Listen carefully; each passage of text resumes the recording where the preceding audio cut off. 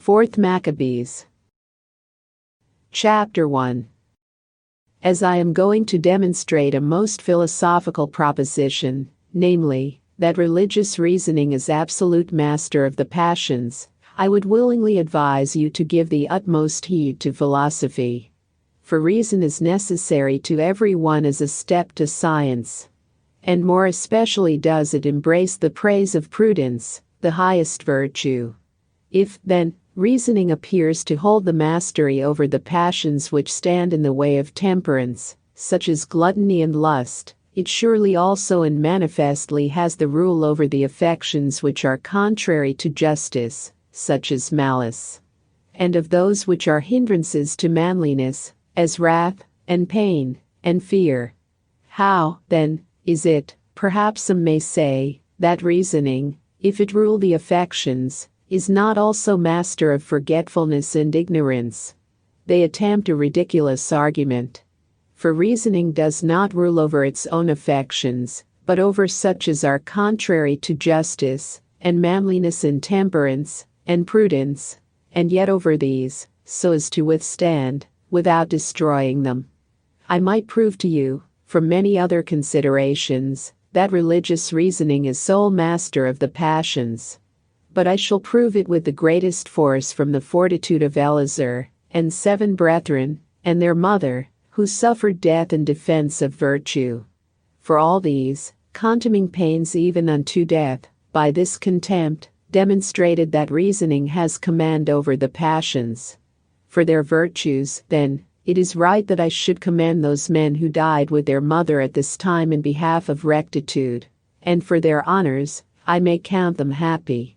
For they, winning admiration not only from men in general, but even from the persecutors, for their manliness and endurance, became the means of the destruction of the tyranny against their nation, having conquered the tyrant by their endurance, so that by them their country was purified.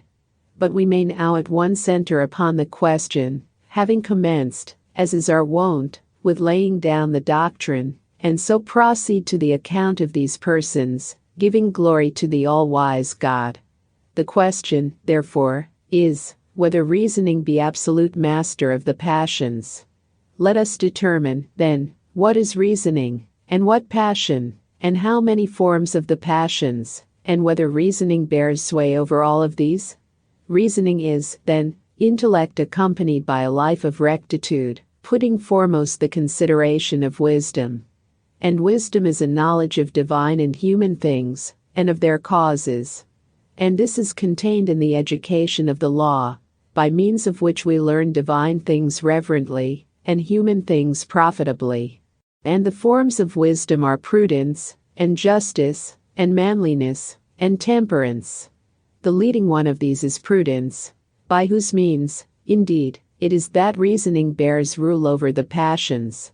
Of the passions, pleasure and pain are the 2 most comprehensive, and they also by nature refer to the soul. And there are many attendant affections surrounding pleasure and pain. Before pleasure is lust, and after pleasure, joy. And before pain is fear, and after pain is sorrow. Wrath is an affection, common to pleasure and to pain, if any one will pay attention, when it comes upon him.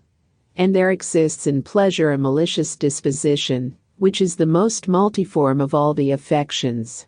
In the soul it is arrogance, and love of money, and vaingloriousness, and contention, and faithlessness, and the evil eye. In the body it is greediness and gormandizing, and solitary gluttony. As pleasure and pain are, therefore, 2 growth of the body and the soul, so there are many offshoots of these passions.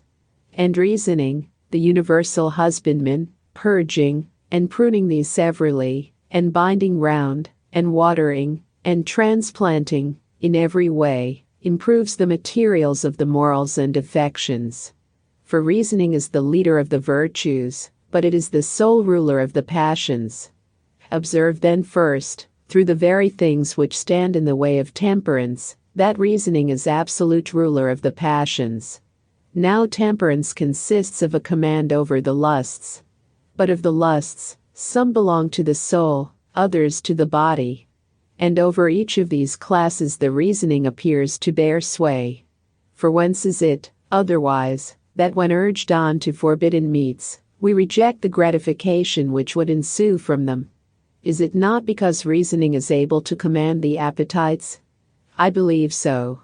Hence it is, then, that when lusting after water animals and birds, and four-footed beasts, and all kinds of food which are forbidden us by the law, we withhold ourselves through the mastery of reasoning.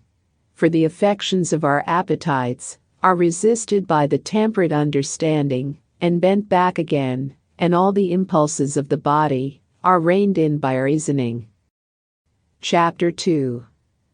And what wonder, if the lusts of the soul, after participation with what is beautiful, are frustrated. On this ground, therefore, the temperate Joseph is praised in that by reasoning, he subdued, on reflection, the indulgence of sense. For, although young, and ripe for sexual intercourse, he abrogated by reasoning the stimulus of his passions. And it is not merely the stimulus of sensual indulgence, but that of every desire, that reasoning is able to master. For instance, the law says, "Thou shalt not covet thy neighbor's wife, nor anything that belongs to thy neighbor." Now, then, since it is the law which has forbidden us to desire, I shall much the more easily persuade you that reasoning is able to govern our lusts, just as it does the affections which are impediments to justice. Since in what way is a solitary eater, and a glutton, and a drunkard reclaimed, unless it be clear that reasoning is lord of the passions? A man, therefore, who regulates his course by the law, even if he be a lover of money, straightway puts force upon his own disposition, lending to the needy without interest, and cancelling the debt of the incoming Sabbath. And should a man be parsimonious, he is ruled by the law acting through reasoning, so that he does not glean his harvest crops, nor vintage. And in reference to other points we may perceive that it is reasoning that conquers his passions.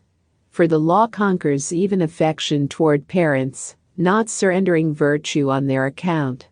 And it prevails over marriage love, condemning it when transgressing law. And it lords it over the love of parents toward their children, for they punish them for vice. And it domineers over the intimacy of friends, reproving them when wicked. And think it not a strange assertion, that reasoning can in behalf of the law conquer even enmity. It alloweth not to cut down the cultivated herbage of an enemy, but preserveth it from the destroyers, and collecteth their fallen ruins. And reason appears to be master of the more violent passions, as love of empire and empty boasting, and slander. For the temperate understanding repels all these malignant passions, as it does wrath. For it masters even this. Thus Moses, when angered against Dathan and Abiram, did nothing to them in wrath, but regulated his anger by reasoning. For the temperate mind is able, as I said, to be superior to the passions, and to transfer some, and destroy others.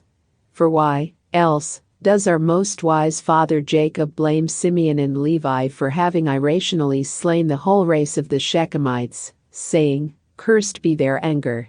For if reasoning did not possess the power of subduing angry affections, he would not have spoken thus. For at the time when God created man, he implanted within him his passions and moral nature. And at that time he enthroned above all the holy leader mind, through the medium of the senses. And he gave a law to this mind, by living according to which it will maintain a temperate, and just, and good, and manly reign. How, then, a man may say, if reasoning be master of the passions, has it no control over forgetfulness and ignorance? Chapter 3. The argument is exceedingly ridiculous. For reasoning does not appear to bear sway over its own affections, but over those of the body, in such a way as that any one of you may not be able to root out desire, but reasoning will enable you to avoid being enslaved to it. One may not be able to root out anger from the soul, but it is possible to withstand anger.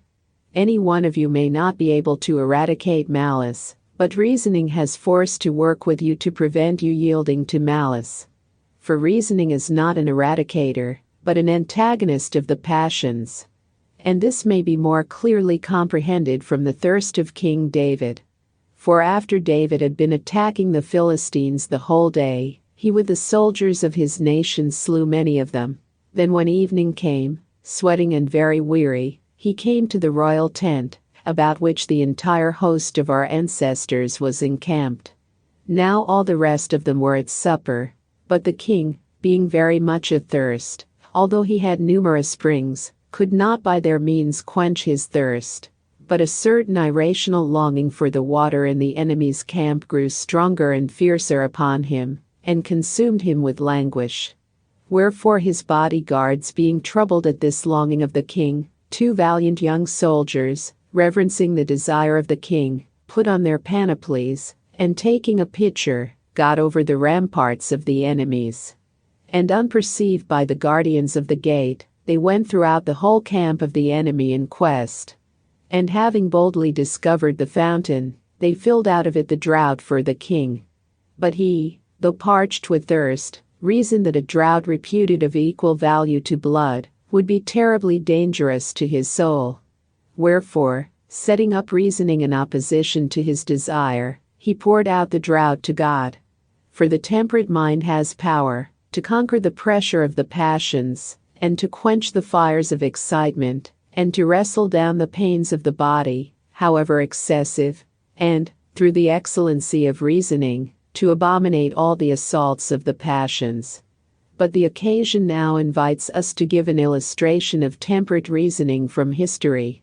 For at a time, when our fathers were in possession of undisturbed peace through obedience to the law, and were prosperous, so that Seleucus Nicanor, the king of Asia, both assigned them money for divine service, and accepted their form of government, then certain persons, bringing in new things contrary to the general unanimity, in various ways fell into calamities. Chapter 4. For a certain man named Simon, who was in opposition to Ananias, who once held the high priesthood for life, and was an honorable and good man, after that by slandering him in every way, he could not injure him with the people, went away as an exile, with the intention of betraying his country. Whence coming to Apollonius, the military governor of Syria, and Phoenicia, and Cilicia, he said, having good will to the king's affairs, I am come to inform thee that infinite private wealth is laid up in the treasuries of Jerusalem which do not belong to the temple, but pertain to King Seleucus. Apollonius, acquainting himself with the particulars of this, praised Simon for his care of the king's interests, and going up to Seleucus, informed him of the treasure, and getting authority about it, and quickly advancing into our country with the accursed Simon and a very heavy force, he said that he came with the commands of the king, that he should take the private money of the treasure. And the nation, indignant at this proclamation, and replying to the effect that it was extremely unfair that those who had committed deposits to the sacred treasury should be deprived of them, resisted as well as they could. But Apollonius went away with threats into the temple. And the priests, with the women and children, having supplicated God to throw his shield over the holy, despised place, and Apollonius going up with his armed force to the seizure of the treasure, there appeared from heaven angels riding on horseback, all radiant in armor, filling them with much fear and trembling. And Apollonius fell half dead upon the court which is open to all nations, and extended his hands to heaven, and implored the Hebrews, with tears, to pray for him, and propitiate the heavenly host. For he said that he had sinned, so as to be consequently worthy of death, and that if he were saved, he would celebrate to all men the blessedness of the holy place. Ananias the high priest, induced by these words, although for other reasons anxious, that King Seleucus should not suppose that Apollonius was slain by human device, and not by divine punishment, prayed for him. And he being thus unexpectedly saved, departed to manifest to the king what had happened to him. But on the death of Seleucus the king, his son Antiochus Epiphanes succeeds to the kingdom. A man of haughty pride and terrible, who having deposed Anias from the high priesthood, appointed his brother Jason to be high priest, who had made a covenant, if he would give him this authority, to pay yearly 3,660 talents. And he committed to him the high priesthood and rulership over the nation. And he both changed the manner of living of the people, and perverted their civil customs into all lawlessness.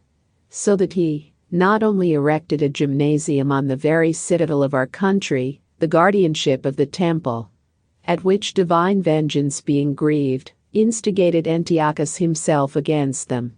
For being at war with Ptolemy in Egypt, he heard that on a report of his death being spread abroad, the inhabitants of Jerusalem had exceedingly rejoiced, and he quickly marched against them.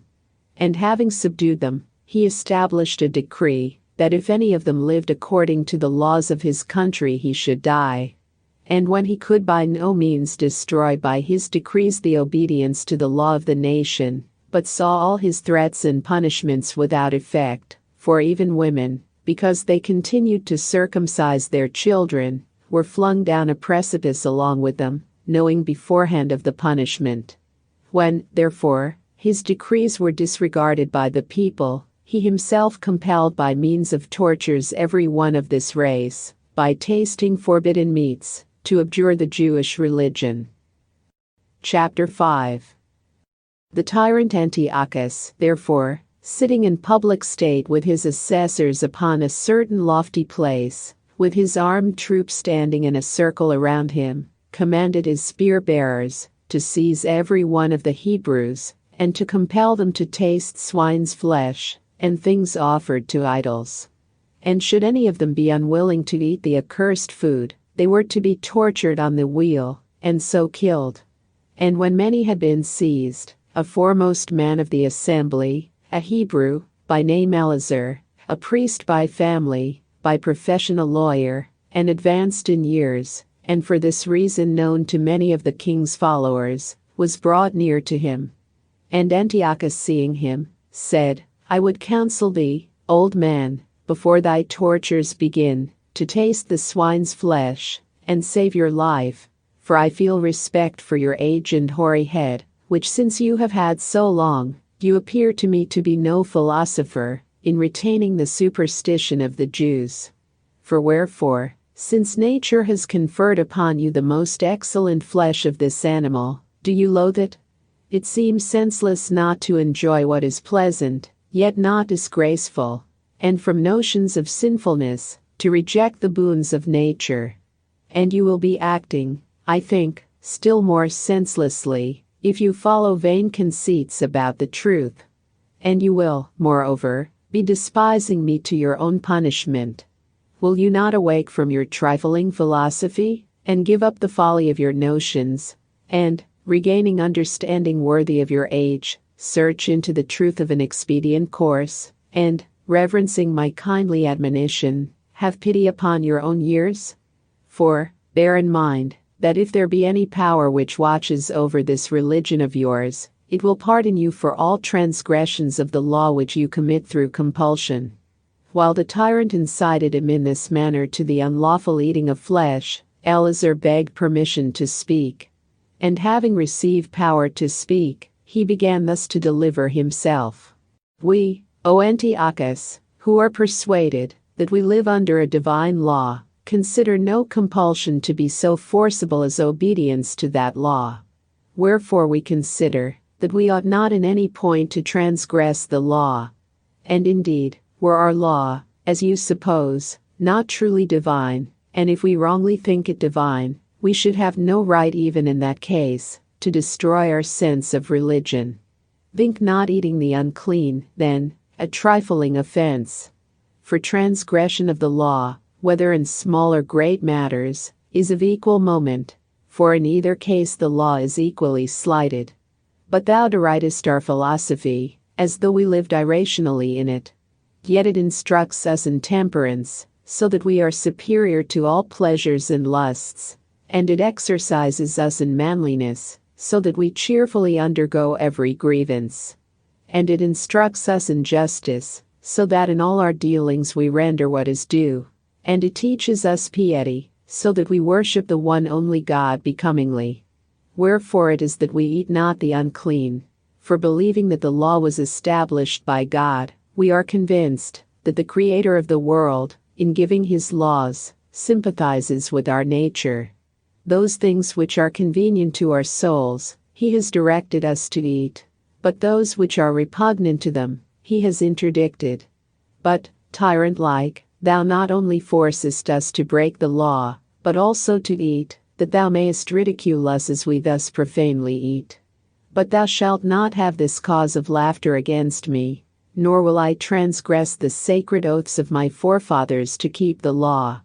No, not if you pluck out my eyes, and consume my entrails. I am not so old, and void of manliness, but that my rational powers are youthful in defense of my religion. Now then, prepare your wheels, and kindle a fiercer flame. I will not so compassionate my old age, as on my account, to break the law of my country. I will not belie thee, O law, my instructor, or forsake thee, O beloved self-control. I will not put thee to shame, O philosopher reason, or deny thee, O honored priesthood, and science of the law. Mouth, thou shalt not pollute my old age, nor the full stature of a perfect life. My fathers shall receive me pure, not having quailed before your compulsion, though unto death. For over the ungodly thou shalt tyrannize, but thou shalt not lord it over my thoughts about religion, either by thine arguments, or through deeds. Chapter 6. When Eleazar had in this manner answered the exhortations of the tyrant, the spear-bearers came up, and rudely haled Eleazar to the instruments of torture. And first, they stripped the old man, adorned as he was with the comeliness of piety. Then tying back his arms and hands, they disdainfully used him with stripes, a herald opposite crying out, "Obey the commands of the king." But Eleazar, the high-minded and truly noble, as one tortured in a dream, regarded it not all. But raising his eyes on high to heaven, the old man's flesh was stripped off by the scourges, and his blood streamed down, and his sides were pierced through. And falling upon the ground, from his body, having no power to support the pains, he yet kept his reasoning upright and unbending. Then one of the harsh spear-bearers leaped upon his belly as he was falling, to force him upright. But he endured the pains, and despised the cruelty, and persevered through the indignities. And like a noble athlete, the old man, when struck, vanquished his torturers. His countenance sweating, and he panting for breath, he was admired by the very torturers for his courage. Wherefore, partly in pity for his old age, partly from the sympathy of acquaintance, and partly in admiration of his endurance, some of the attendants of the king said, "Why do you unreasonably destroy yourself, O Eleazar, with these miseries? We will bring you some meat cooked by yourself, and do you save yourself by pretending that you have eaten swine's flesh?" And Eleazar, as though the advice more painfully tortured him, cried out, "Let not us who are children of Abraham be so evil advised, as by giving way to make use of an unbecoming pretense. For it were irrational, if having lived up to old age in all truth, and having scrupulously guarded our character for it, we should now turn back, and ourselves should become a pattern of impiety to the young, as being an example of pollution eating. It would be disgraceful, if we should live on some short time, and that scorned by all men for cowardice, and be condemned by the tyrant for unmanliness, by not contending to the death for our divine law. Wherefore do you, O children of Abraham, die nobly for your religion. Ye spear-bearers of the tyrant, why do ye linger? Beholding him so high-minded against misery, and not changing at their pity, they led him to the fire. Then with their wickedly contrived instruments they burned him on the fire, and poured stinking fluids down into his nostrils. And he being at length burnt down to the bones, and about to expire, raised his eyes Godward, and said, Thou knowest, O God, that when I might have been saved, I am slain, for the sake of the law by tortures of fire. Be merciful to thy people, and be satisfied with the punishment of me on their account. Let my blood be a purification for them, and take my life in recompense for theirs. Thus speaking, the holy man departed, noble in his torments, and even to the agonies of death resisted in his reasoning, for the sake of the law. Confessedly, therefore, religious reasoning is master of the passions. For had the passions been superior to reasoning, I would have given them the witness of this mastery. But now, since reasoning conquered the passions, we befittingly award it the authority of first place. And it is but fair that we should allow that the power belongs to reasoning, since it masters external miseries. Ridiculous would it be, were it not so, and I prove that reasoning has not only mastered pains, but that it is also superior to the pleasures, and withstands them. Chapter 7. The reasoning of our father Eleazar, like a first-rate pilot, steering the vessel of piety in the sea of passions, and flouted by the threats of the tyrant, and overwhelmed with the breakers of torture, in no way shifted the rudder of piety till it sailed into the harbor of victory over death. Not so has ever a city, when besieged, held out against many and various machines, as did that holy man, when his pious soul was tried with the fiery trial of tortures and rackings, move his besiegers through the religious reasoning that shielded him. For Father Eleazar, projecting his disposition, broke the raging waves of the passions, as with a jutting promontory. O priest worthy of the priesthood, thou didst not pollute thy sacred teeth, nor make thine appetite, which had always embraced the clean and lawful, a partaker of profanity. O harmonizer with the law, and sage devoted to a divine life, of such a character ought those to be who perform the duties of the law at the risk of their own blood, and defend it with generous sweat by sufferings even unto death. Thou, Father, hast gloriously established our right government by thy endurance, and making of much account our service past, prevented its destruction, and, by thy deeds, hast made credible the words of philosophy. O aged man of more power than tortures, elder more vigorous than fire, greatest king over the passions, Eleazar. For as Father Aaron, armed with a censer, hastening through the consuming fire, vanquished the flame-bearing angel, so, Eleazar, the descendant of Aaron, wasted away by the fire, did not give up his reasoning. And, what is most wonderful, though an old man, though the labors of his body were now spent, and his fibers were relaxed, and his sinews worn out, he recovered youth. By the spirit of reasoning, and the reasoning of Isaac, he rendered powerless the many-headed instrument. O blessed old age, and reverend hoar-head, and life obedient to the law, which the faithful seal of death perfected. If, then, an old man, through religion, despised tortures even unto death, confessedly religious reasoning is ruler of the passions. But perhaps some might say, it is not all who conquer passions, as all do not possess wise reasoning. But they who have meditated upon religion with their whole heart, these alone can master the passions of the flesh. They who believe that to God they die not, for, as our forefathers, Abraham, Isaac, Jacob, they lived to God. This circumstance, then, is by no means an objection, that some who have weak reasoning are governed by their passions. Since what person, walking religiously by the whole rule of philosophy, and believing in God, and knowing that it is a blessed thing to endure all kinds of hardships for virtue, would not, for the sake of religion, master his passion? For the wise and brave man only is lord over his passions.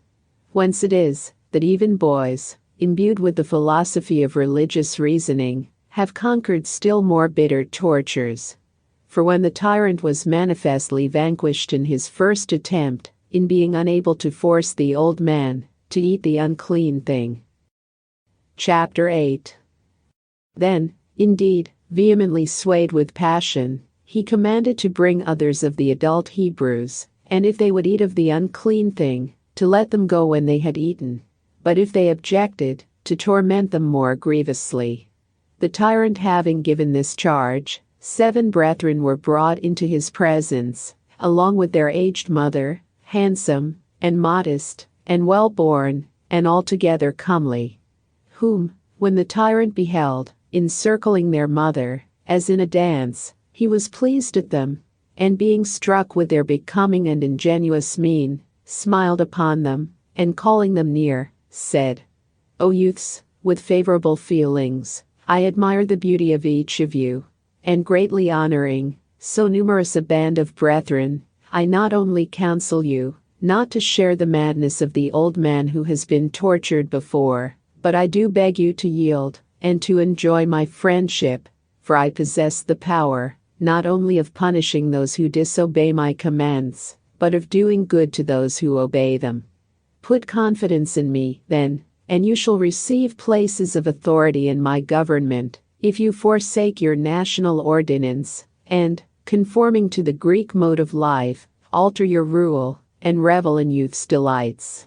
For if you provoke me by your disobedience, you will compel me to destroy you, every one, with terrible punishments by tortures. Have mercy, then, upon your own selves, whom I, although an enemy, compassionate for your age and comeliness.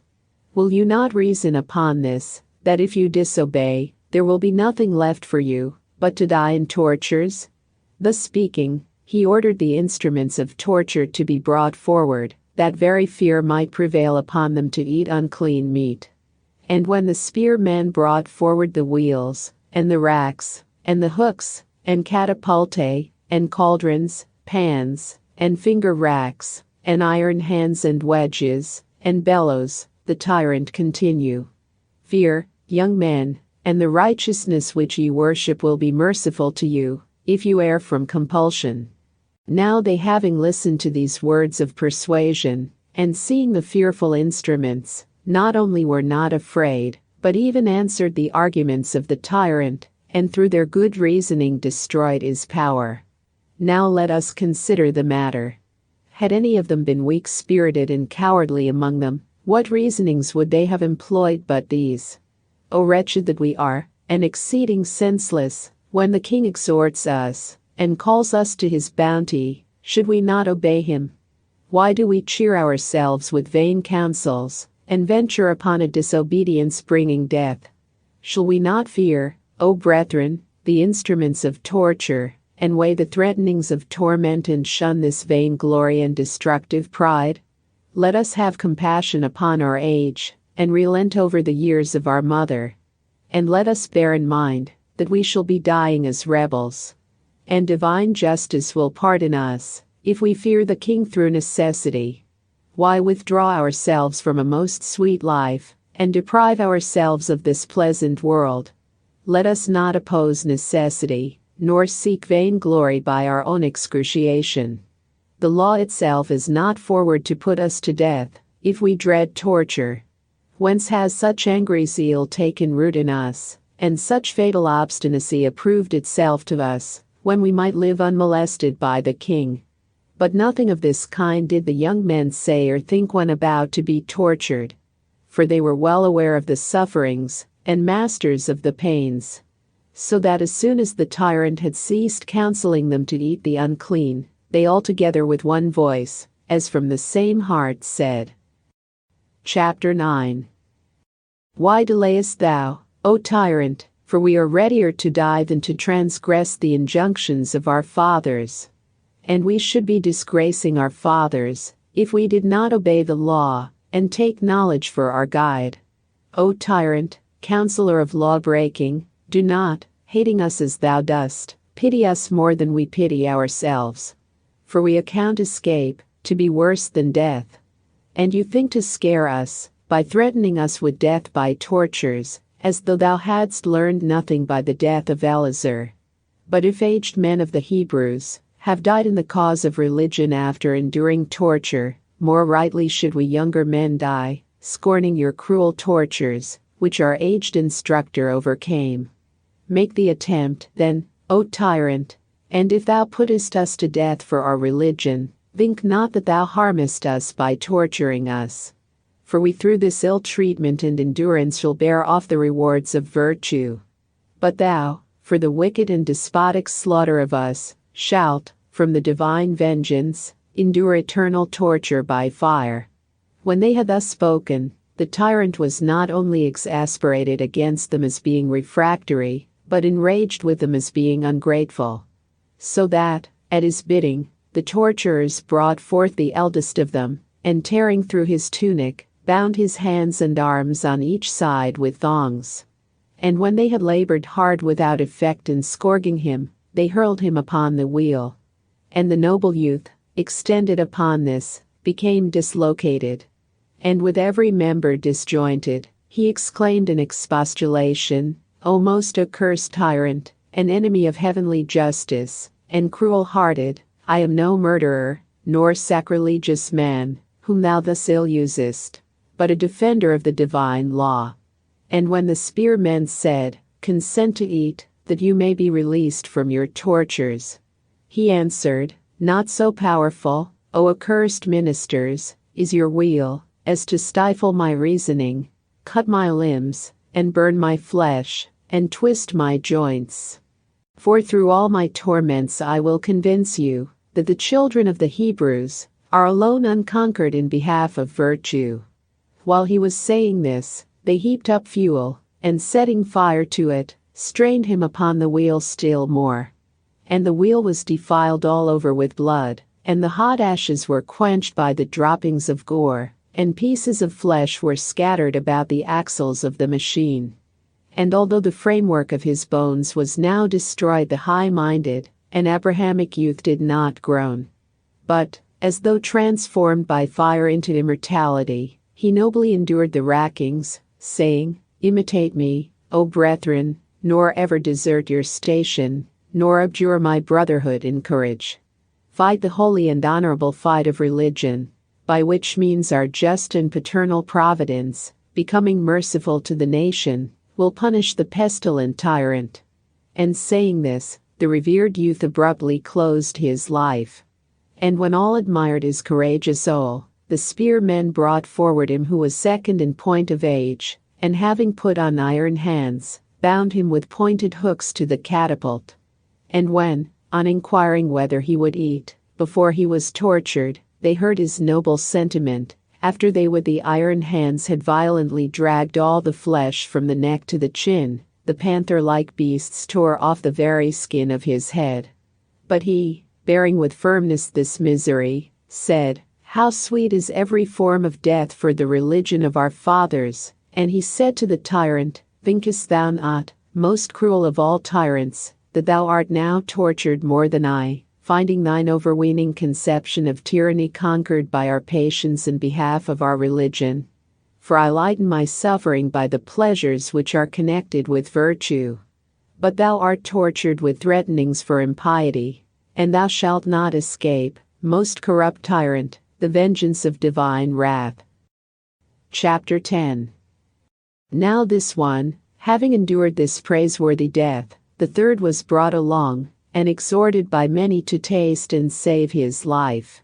But he cried out and said, Know ye not, that the father of those who are dead begat me also, and that the same mother bare me, and that I was brought up in the same tenets? I abjure not the noble relationship of my brethren. Now then, whatever instrument of vengeance ye have, apply it to my body, for ye are not able to touch, even if ye wish it, my soul. But they, highly incensed at his boldness of speech, dislocated his hands and feet with racking engines, and wrenching them from their sockets, dismembered him. And they dragged round his fingers, and his arms, and his legs, and his ankles.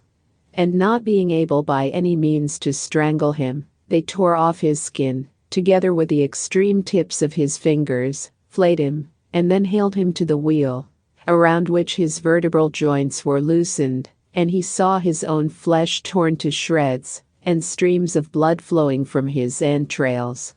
And when about to die, he said, We, O accursed tyrant, suffered this for the sake of divine education and virtue. But thou, for thine impiety and bloodshedding, shalt endure indissoluble torments. And thus having died worthily of his brethren, they dragged forward the fourth, saying, Do not thou share the madness of thy brethren, but give regard to the king, and save thyself. But he said to them, You have not a fire so scorching, as to make me play the coward. By the blessed death of my brethren, and the eternal punishment of the tyrant, and the glorious life of the pious, I will not repudiate the noble brotherhood. Invent, O tyrant, tortures, that you may learn, even through them, that I am the brother of those tormented before. When he had said this, the bloodthirsty, and murderous, and unhallowed Antiochus ordered his tongue to be cut out. But he said, Even if you take away the organ of speech, yet God hears the silent. Behold, my tongue is extended, cut it off, for not for that halt thou extirpate our reasoning. Gladly do we lose our limbs in behalf of God. But God shall speedily find you, since you cut off the tongue, the instrument of divine melody. Chapter 11. And when he had died, disfigured in his torments, the fifth leaped forward, and said, I intend not, O tyrant, to get excused from the torment which is in behalf of virtue. But I have come of mine own accord, that by the death of me, you may owe heavenly vengeance a punishment for more crimes. O thou hater of virtue and of men, what have we done, that thou thus revellest in our blood? Does it seem evil to thee, that we worship the founder of all things, and live according to his surpassing law? But this is worthy of honors, not torments. Hadst thou been capable of the higher feelings of men, and possessed the hope of salvation from God. Behold now, being alien from God, thou makest war against those who are religious toward God. As he said this, the spear-bearers bound him, and drew him to the catapult, to which binding him at his knees, and fastening them with iron fetters, they bent down his loins upon the wedge of the wheel, and his body was then dismembered, scorpion fashion. With his breath thus confined, and his body strangled, he said, A great favor thou bestowest upon us, O tyrant, by enabling us to manifest our adherence to the law by means of nobler sufferings. He also being dead, the sixth, quite a youth, was brought out, and on the tyrant asking him, whether he would eat and be delivered, he said, I am indeed younger than my brothers, but in understanding I am as old, for having been born and reared unto the same end, we are bound to die also in behalf of the same cause. So that if ye think proper to torment us for not eating the unclean torment. As he said this, they brought him to the wheel, extended upon which, with limbs racked and dislocated, he was gradually roasted from beneath. And having heated sharp spits, they approached them to his back, and having transfixed his sides, they burned away his entrails. And he, while tormented, said, O period good and holy, in which, for the sake of religion, we brethren have been called to the contest of pain, and have not been conquered. For religious understanding, O tyrant, is unconquered. Armed with upright virtue, I also shall depart with my brethren. I too, bearing with me a great avenger, O deviser of tortures, an enemy of the truly pious. We 6 youths have destroyed thy tyranny. For is not your inability to overrule our reasoning, and to compel us to eat the unclean, thy destruction? Your fire is cold to us, your catapults are painless, and your violence harmless. For the guards not of a tyrant, but of a divine law are our defenders. Through this we keep our reasoning unconquered. Chapter 12. When he too had undergone blessed martyrdom, and died in the cauldron into which he had been thrown, the 7th, the youngest of all, came forward, whom the tyrant pitying, though he had been dreadfully reproached by his brethren, seeing him already encompassed with chains, had him brought nearer, and endeavored to counsel him, saying, Thou seest the end of the madness of thy brethren. For they have died in torture through disobedience, And you, if disobedient, having been miserably tormented, will yourself perish prematurely. But if you obey, you shall be my friend, and have a charge over the affairs of the kingdom." And having thus exhorted him, he sent for the mother of the boy, that, by condoling with her for the loss of so many sons, he might incline her, through the hope of safety, to render the survivor obedient. And he, after his mother had urged him on in the Hebrew tongue, as we shall soon relate, saith, "Release me that I may speak to the king and all his friends." And they, rejoicing exceedingly at the promise of the youth, quickly let him go.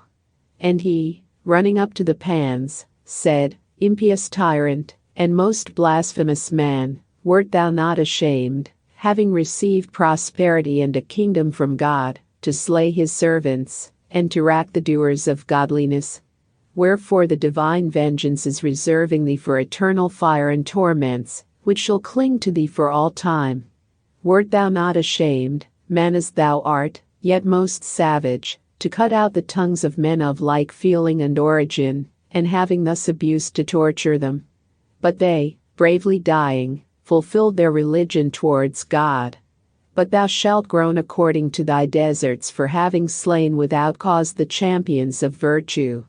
Wherefore, he continued, I myself, being about to die, will not forsake my brethren. And I call upon the God of my fathers, to be merciful to my race. But thee, both living and dead, he will punish. Thus having prayed, he hurled himself into the pans, and so expired. Chapter 13. If then, the 7 brethren despise troubles even unto death, it is confessed on all sides, that righteous reasoning is absolute master over the passions. For just as if, had they as slaves to the passions, eaten of the unholy, we should have said, that they had been conquered by them, now it is not so. But by means of the reasoning which is praised by God, they mastered their passions. And it is impossible to overlook the leadership of reflection. For it gained the victory over both passions and troubles. How, then, can we avoid according to these men mastery of passion through right reasoning, since they drew not back from the pains of fire? For just as by means of towers projecting in front of harbors men break the threatening waves, and thus assure a still course to vessels entering port, so that 7-towered right reasoning of the young men, securing the harbor of religion, conquered the intemperance of passions. For having arranged a holy choir of piety, they encouraged one another, saying, Brothers, may we die brotherly for the law. Let us imitate the 3 young men in Assyria who despised the equally afflicting furnace. Let us not be cowards in the manifestation of piety. And one said, Courage, brother, and another, Nobly endure. And another, Remember of what stock ye are, and by the hand of our father Isaac endured to be slain, for the sake of piety. And one and all, looking on each other serene and confident, said, Let us sacrifice with all our heart our souls to God who gave them, and employ our bodies for the keeping of the law. Let us not fear him who thinketh he killeth, for great is the trial of soul and danger of eternal torment laid up for those who transgress the commandment of God. Let us arm ourselves, therefore, in the abnegation of the divine reasoning. If we suffer thus, Abraham, and Isaac, and Jacob will receive us, and all the fathers will commend us. And as each one of the brethren was haled away, the rest exclaimed, Disgrace us not, O brother, nor falsify those who died before you. Now you are not ignorant of the charm of brotherhood, which the divine and all-wise providence hath imparted through fathers to children, and hath engendered through the mother's womb. In which these brothers having remained an equal time, and having been formed for the same period, and been increased by the same blood, and having been perfected through the same principle of life, and having been brought forth at equal intervals, and having sucked milk from the same fountains, hence their brotherly souls are reared up lovingly together, and increase the more powerfully by reason of this simultaneous rearing, and by daily intercourse, and by other education, and exercise in the law of God. Brotherly love being thus sympathetically constituted, the 7 brethren had a more sympathetic mutual harmony. For being educated in the same law, and practicing the same virtues, and reared up in a just course of life, they increased this harmony with each other. For a like ardor for what is right and honorable increased their fellow feeling towards each other. For it acting along with religion, made their brotherly feeling more desirable to them. And yet, although nature and intercourse and virtuous morals increased their brotherly love, those who were left endured to behold their brethren, who were ill-used for their religion, tortured even unto death. Chapter 14. And more than this, they even urged them on to this ill treatment, so that they, not only despised pains themselves, but they even got the better of their affections of brotherly love. O reasonings more royal than a king, and freer than freemen! Sacred and harmonious concert of the 7 brethren as concerning piety. None of the 7 youths turned cowardly, or shrank back from death. But all of them, as though running the road to immortality, hastened on to death through tortures. For just as hands and feet are moved sympathetically with the directions of the soul, so those holy youths agreed unto death for religion's sake, as through the immortal soul of religion. O holy 7 of harmonious brethren, for as the 7 days of creation, about religion, so the youths, circling around the number 7, annulled the fear of torments. We now shudder at the recital of the affliction of those young men, but they not only beheld, and not only heard the immediate execution of the threat, but undergoing it, persevered, and that through the pains of fire. And what could be more painful, for the power of fire, being sharp and quick, speedily dissolved their bodies. And think it not wonderful, that reasoning bore rule over those men in their torments, when even a woman's mind despised more manifold pains. For the mother of those 7 youths endured the rackings of each of her children. And consider how comprehensive is the love of offspring, which draws every one to sympathy of affection, where irrational animals possess a similar sympathy and love for their offspring with men. The tame birds frequenting the roofs of our houses defend their fledglings. Others build their nests and hatch their young in the tops of mountains, and in the precipices of valleys, and the holes and tops of trees, and keep off the intruder. And if not able to do this, they fly circling round them in agony of affection, calling out in their own note, and save their offspring in whatever manner they are able. But why should we point attention to the sympathy toward children shown by irrational animals?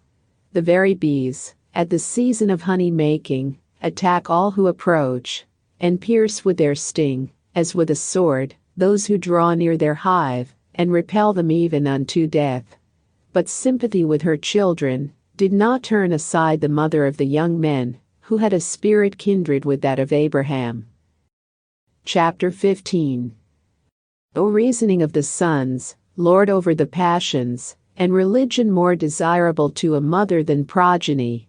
The mother, when 2 things were set before her, religion and the safety of her 7 sons for a time, on the conditional promise of a tyrant, rather elected the religion which according to God preserves to eternal life. Oh, in what way can I describe ethically the affections of parents toward their children, the resemblance of soul, and of form engrafted into the small type of a child in a wonderful manner, especially through the greater sympathy of mothers with the feelings of those born of them. For by how much mothers are by nature weak in disposition and prolific in offspring, by so much the fonder they are of children. And of all mothers the mother of the 7 was the fondest of children, who in 7 childbirths had deeply engendered love toward them, and through her many pains undergone in connection with each one, was compelled to feel sympathy with them. Yet, through fear of God, she neglected the temporary salvation of her children. Not but that, on account of the excellent disposition to the law, her maternal affection toward them was increased. For they were both just and temperate, and manly, and high-minded, and fond of their brethren, and so fond of their mother, that even unto death they obeyed her by observing the law. And yet, though there were so many circumstances connected with love of children, to draw on a mother to sympathy, in the case of none of them were the various tortures able to pervert her principle. But she inclined each one separately, and altogether to death for religion. O holy nature and parental feeling, and reward of bringing up children, and unconquerable maternal affection! At the racking and roasting of each one of them, the observant mother was prevented by religion from changing.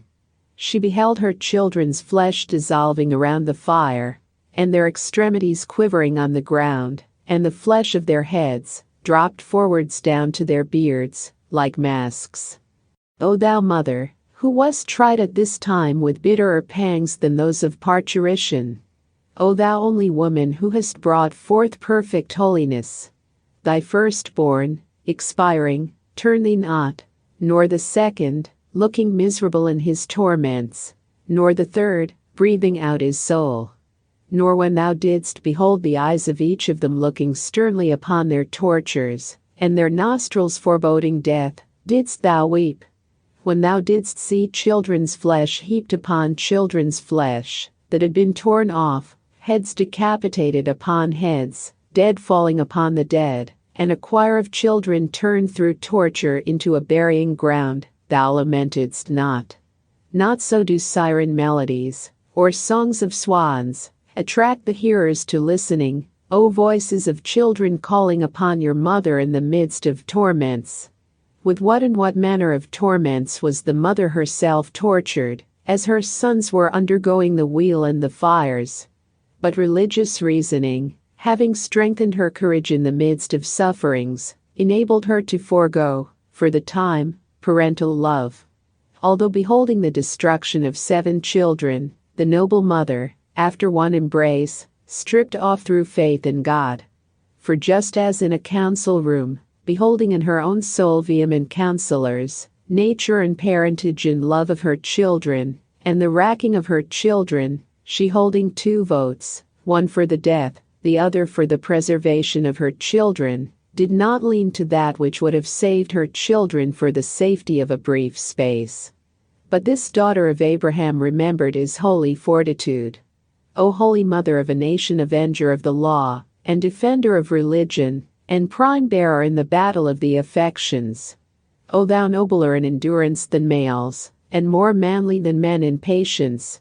For as the ark of Noah, bearing the world in the world-filling flood, bore up against the waves, so thou, the guardian of the law, when surrounded on every side by the flood of passions, and straitened by violent storms which were the torments of thy children, didst bear up nobly against the storms against religion. Chapter 16. If, then, even a woman, and that an aged one, and the mother of 7 children, endured to see her children's torments even unto death, confessedly religious reasoning is master even of the passions. I have proved, then, that not only men have obtained the mastery of their passions, but also that a woman despised the greatest torments. And not so fierce were the lions round Daniel, nor the furnace of Missael burning with most vehement fires as that natural love of children burned within her, when she beheld her 7 sons tortured. But with the reasoning of religion the mother quenched passions so great and powerful. For we must consider also this, that, had the woman been faint-hearted, as being their other, she would have lamented over them, and perhaps might have spoken thus: Ah, wretched I, and many times miserable, who having borne 7 sons, have become the mother of none. O 7 useless childbirths, and 7 profitless periods of labor, and fruitless givings of suck, and miserable nursings of the breast. Vainly, for your sakes, O sons, have I endured many pangs, and the more difficult anxieties of rearing. Alas, of my children, some of you unmarried, and some who have married to no profit, I shall not see your children, nor be felicitated as a grandmother. Ah, that I who had many and fair children, should be a lone widow full of sorrows. Nor, should I die, shall I have a son to bury me. But with such a lament as this the holy and God-fearing mother bewailed none of them. Nor did she divert any of them from death, nor grieve for them, as for the dead. But as one possessed with an adamantine mind, and as one bringing forth again her full number of sons to immortality, she rather with supplication exhorted them to death in behalf of religion.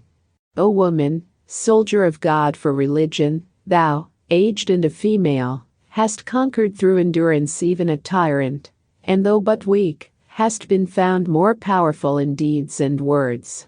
For when thou wast seized along with thy children, thou stoodest looking upon Eleazar in torments, and saidst to thy sons in the Hebrew tongue, O sons, noble is the contest, to which you being called as a witness for the nation, strive zealously for the laws of your country. For it were disgraceful that this old man should endure pains for the sake of righteousness, and that you who are younger should be afraid of the tortures. Remember that through God ye obtained existence, and have enjoyed it. And on the second account ye ought to bear every affliction because of God, for whom also our father Abraham was forward to sacrifice Isaac our progenitor, and shuddered not at the sight of his own paternal hand descending down with the sword upon him. And the righteous Daniel was cast unto the lions, and Ananias, and Azarias, and Misael, were slung out into a furnace of fire, yet they endured through God. You, then, having the same faith towards God, be not troubled. For it is unreasonable that they who know religion should not stand up against troubles. With these arguments, the mother of 7, exhorting each of her sons, over-persuaded them from transgressing the commandment of God. And they saw this too, that they who die for God, live to God, as Abraham, and Isaac, and Jacob, and all the patriarchs. Chapter 17. And some of the spear-bearers said, that when she herself was about to be seized for the purpose of being put to death, she threw herself upon the pile, rather than they should touch her person.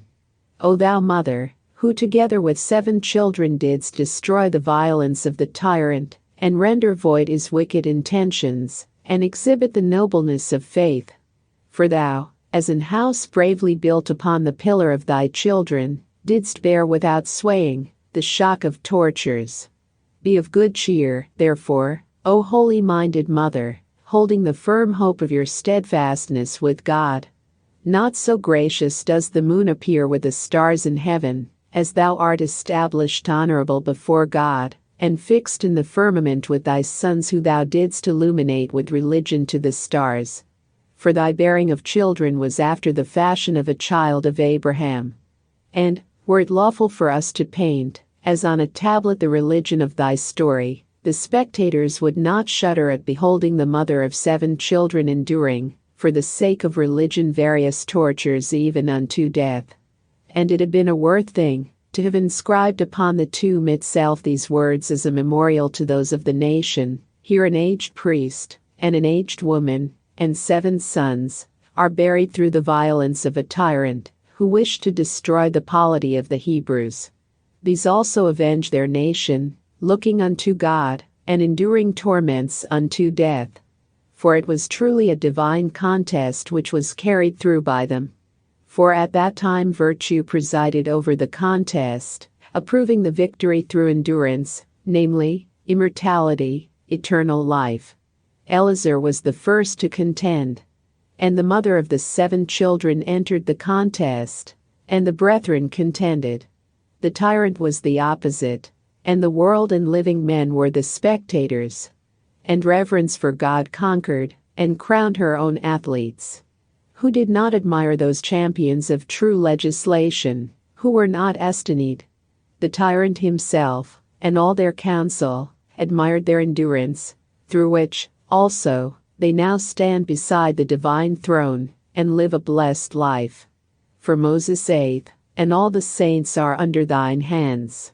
These, therefore, having been sanctified through God, have been honored, not only with this honor, but that also by their means the enemy did not overcome our nation.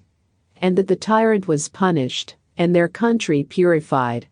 for they became the ransom to the sin of the nation, and the divine providence saved Israel, aforetime afflicted, by the blood of those pious ones, and the propitiatory death.